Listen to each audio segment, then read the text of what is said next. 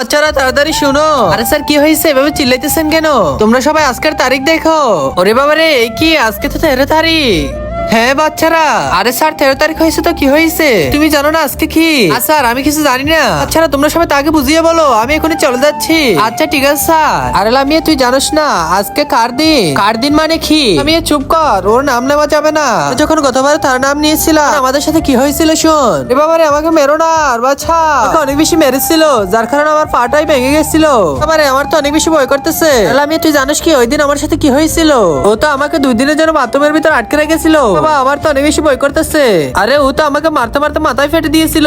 তার নাম নিতে তো আমার অনেক বেশি ভয় করতেছে। আরে লামিয়া তুই ক্লাসে থাক, আমরা এখান থেকে পালাই। আরে মনে হয় এরা সবাই পাগল হয়ে গেছে, কি আজব কথাবার্তা বলতেছে। আর আগে বন্ধুরা হিন্দু বল নাকি তারা শ্রেষ্ঠ।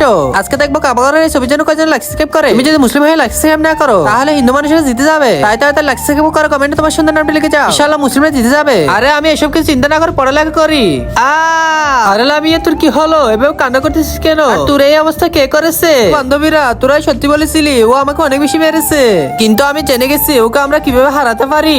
আর লামিয়া তাড়াতাড়ি বল কিভাবে ওকে হারাতে পারবো। তোরা আমার সাথে চল, দেখতে চাইলে কমেন্ট করো।